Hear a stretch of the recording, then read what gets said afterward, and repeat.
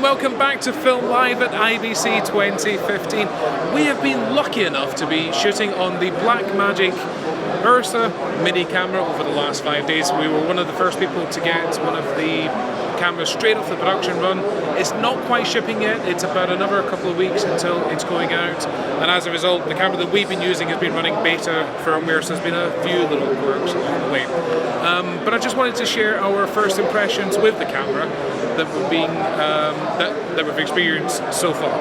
First of all, the build quality of it is absolutely fantastic. It's such an improvement over the URSA in terms of usability for events like this. It's with the optional shoulder kit, it is a shoulder mounted camera and it actually feels very good on the shoulder. The ergonomics are good, they're fine. And again, with the optional viewfinder units, it's well positioned and the quality of the viewfinder is absolutely fantastic. I want to go over some of the negative things that we've experienced so far. Audio quality is very good. We certainly haven't had any reason to complain about the audio quality, but the controls are a little bit strange on a camera like this. It's the same audio setup as what you find on the full-sized URSA, which makes a little bit more sense when you're working with that camera with a production team around you, with a separate sound guy and so on. But the audio controls on the URSA Mini are hidden behind this screen. On a tripod that's great, but when you're using it as a shoulder-mounted camera, the screen is closed. You then don't have access to those audio controls. It would have been nice if those audio controls were somewhere at the top of just about there, so when it is on the shoulder, you've got easy access to those controls as you would find on any other sort of ENG style camera or camcorder. It's not a huge deal, it just takes more time when you're out shooting, because if you want to change that audio, you've got to take the camera kind of off your shoulder, open the screen. It's just a bit fiddly, and it is a bit of a shame on an otherwise fantastic camera. The other issue that we do have with the audio is there is no scale on the audio controls, which means you don't know if you're at half, 50%, 100%, 0%. There's just no way of knowing without going into the menu, which means you can then no longer see the audio meters. So you have to go into the menu, so change the position to where you want it to be, go back, see the audio meters. It's not ideal. Thankfully though, that is a very easy fix. Just by putting the audio level on the display somewhere, you would then know where it is. So hopefully in a future firmware update, that's something that will be added. Other than that, we've just got a few very minor issues. The extension arm and the remote control units, when on the shoulder, it could just do with being that little bit longer. That is subjective, that may be just me. I do have probably exceptionally long arms. We'll wait and see what other people think, but for us, just that little bit extra length, or having an extension arm that can be adjusting. Thankfully, it uses standard rosette connections, which means that you can just go out and get another extension arm to suit your preference. You don't have to use the one that's supplied by Blackmagic. So it is a very minor issue, but just something that we thought we would flag up. Same with the viewfinder. It is adjustable. It slides back and forward, and also left to right. The back and forward motion, I feel, could just have done with having that little bit extra distance on it. We generally work with it fully extended out, and sometimes it just feels like that little bit of extra distance would have made all the difference. But again, it's a very minor issue. In general, it's not a problem, and you can see when it's on the shoulder, it is pretty well positioned. The camera. Another little gripe, and it's again to do with the screen, is to switch the camera on and on, off and on. You have to again open the viewfinder to find the one solitary power button. That's not a problem when it's on a tripod, but when it's on your shoulder, it's another step. You've got to open the viewfinder, you've got to find the power button, close it again, and when you finish with the camera, it's the same again.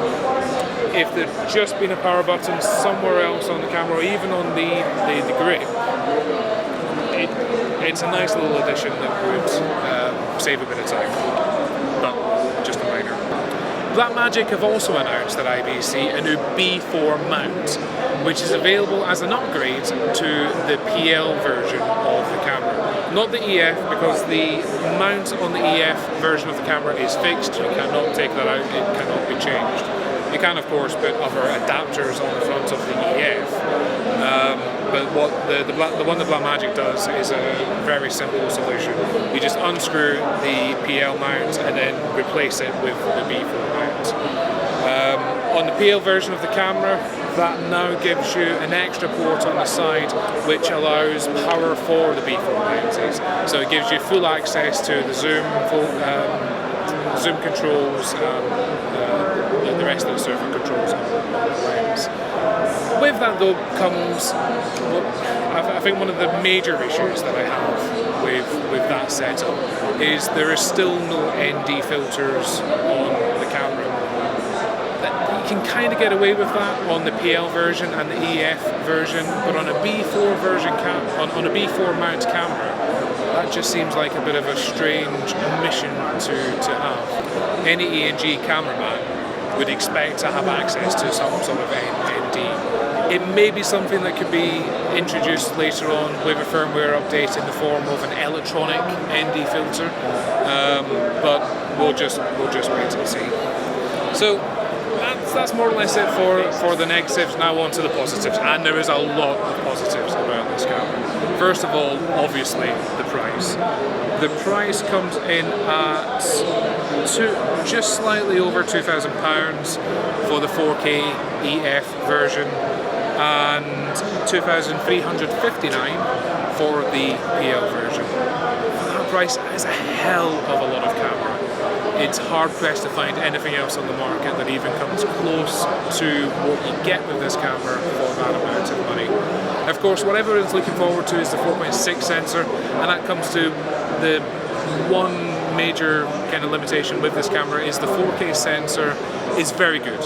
It is very good. You can get a fantastic image out of it. We shot everything over IBC with the 4K sensor in the URSA Mini. However, it still does suffer with the well-known issues of the vertical noise, fixed pattern noise issues. It is improved over the original URSA. It's nowhere near as bad, but when you do have a kind of dark, shadowy area in the frame, you will start to see that vertical noise. I'm sure that that will be improved with a future firmware update, so in the next couple of weeks when that comes out, we'll see if that makes much difference. But we have noticed it while we've been out and about shooting. The 4.6 sensor, from what we can see so far, seems to pretty much solve all those problems and gives you a little bit extra resolution, but also 15 stops dynamic range. The 4K one is 13, which is very good. 15 stops is just amazing. For that price point, it's just amazing. It brings it in line with the likes of the Arri Alexa, almost at a kind of Red Dragon level. And of course, these cameras are way, way more expensive than the URSA Mini. The 4.6K sensor is not yet shipping, but it is coming soon. We're sure it's going to be within the next 6 weeks or so.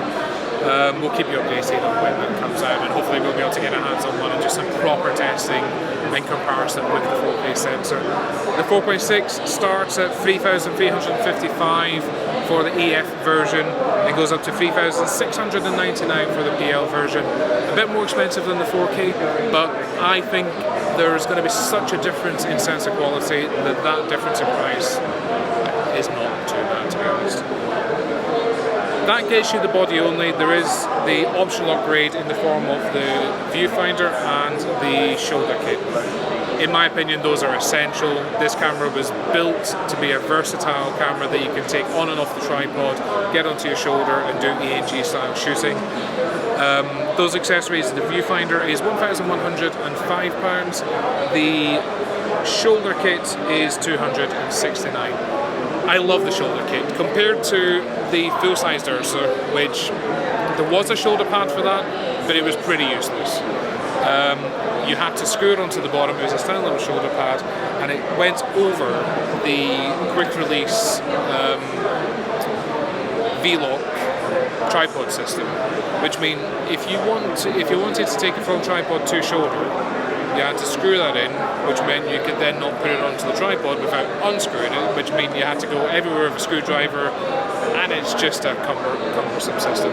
And then we have tried it on the shoulder, and it's such a heavy camera, it's not really usable as a shoulder camera.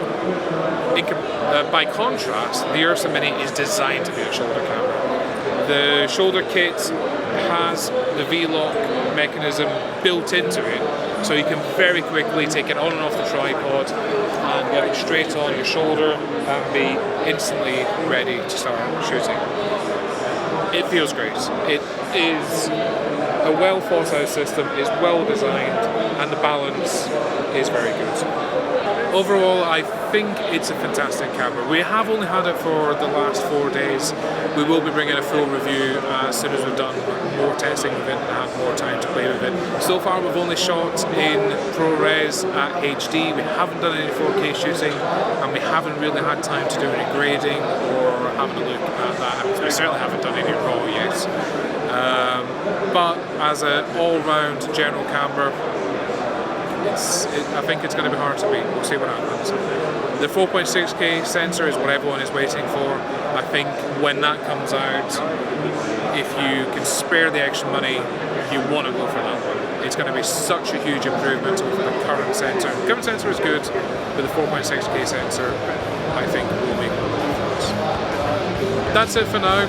If you have any questions or comments, please do let us know in the comments below. We will try and answer those questions in the review, which we'll be bringing in the next couple of weeks or so. Until then, please don't forget to subscribe. See you soon.